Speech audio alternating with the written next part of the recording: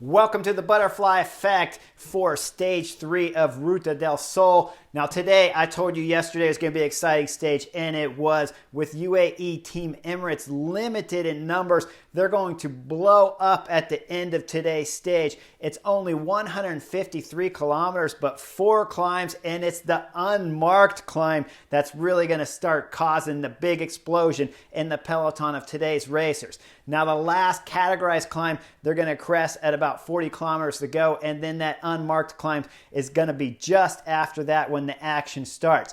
Right away when the racing begins, there's 4 riders up the road, and again it's the Spanish teams that are being the most aggressive here early at these Spanish races. Now in that front group, Esquiti have 2 riders up there, Xavier Isaza and Ibe Azurmendi. Along with those 2 Esquiti riders, Juan Antonio Lopez Cozar from Burro BH is up there, and Jan Barrenetxea, he's in there again from Caja Royal. The Spanish riders on these small teams have been aggressive throughout this week, and today's no different. The only problem is, though, they don't get much of a lead back there because the UAE Team Emirates keep them on a tight leash, and they will get brought back on the uncategorized climb because it's Leonard Kamna throwing in the first attack of the day at 33 kilometers to go, followed by Simon Yates.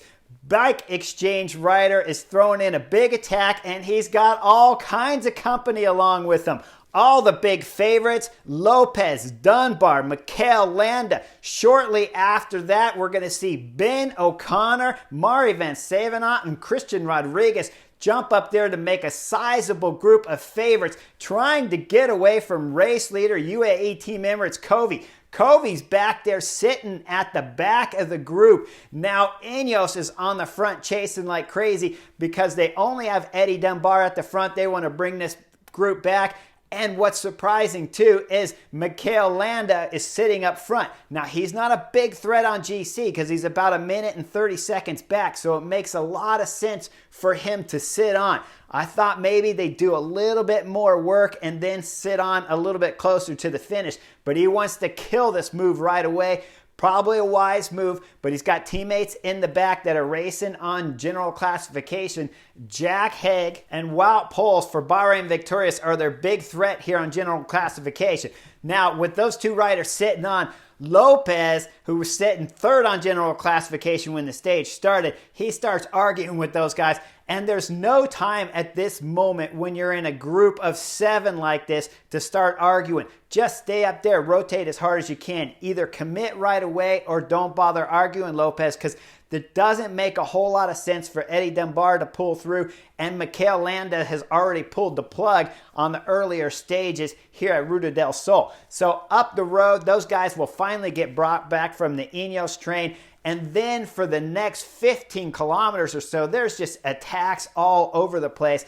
And Covey, UAE Team Emirates race leader in bright yellow jersey, he's sitting at the back of the group, calm and relaxed looking. Now there's not a whole lot he could do because this group of all GC favorites is 30 strong, give or take a few riders, and Covey is just sitting back there relaxed. You gotta assume in the second group chasing, he had his teammate Matteo Trentin, who didn't make the split up to this front group of 30. So you gotta believe Covey has 1 teammate back there. Now up front, with about 10 kilometers to go, this is when it really started getting a little strange to decipher the tactics here of Bahrain Victorious, because they put 2 of their riders on the front. Mikel Landa and Damiano Caruso start riding tempo from 10 kilometers all the way to 3 kilometers to go. This didn't make much sense to me. Now they have 2 other favorites, 4 total in this group of 30 up front, but they're 2 GC favorites, talking Jack Haig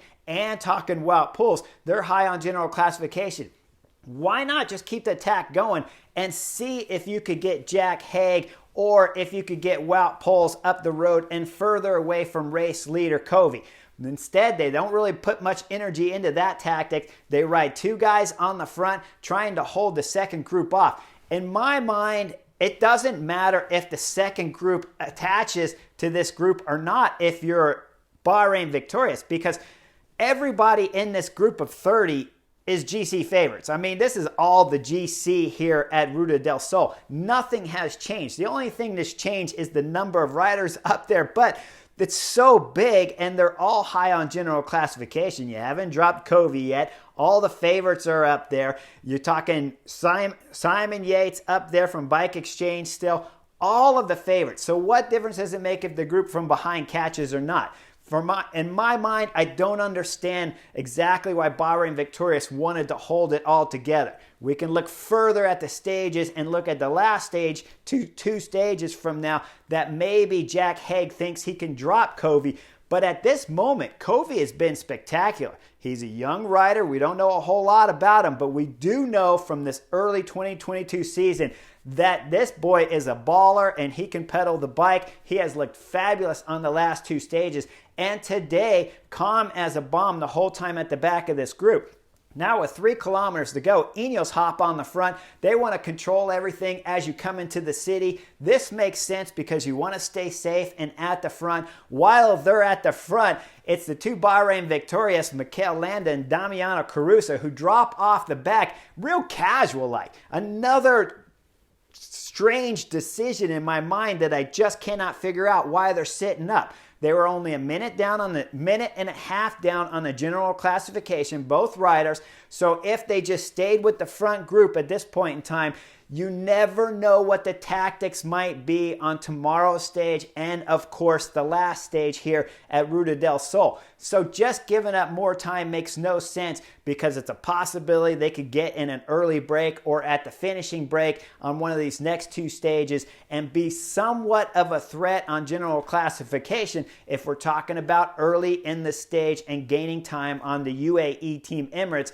of Covey. Instead, those 2 riders sit up and they'll lose more time on today's stage. Now, with about 2.5 kilometers to go, there's a right turn coming up. We're racing in the south of Spain. I've said it many times. It's slippery here. And it's Rodriguez and Jonathan Navarez that go down hard in the right turn, and they will get dropped from the front group. But because it's a flat stage and we're under 3 kilometers to go, they will get the same time as the front runners of today's stage. Now up front, it's about a group of 12, but they're split up all over from the crash. Everybody's chasing each other.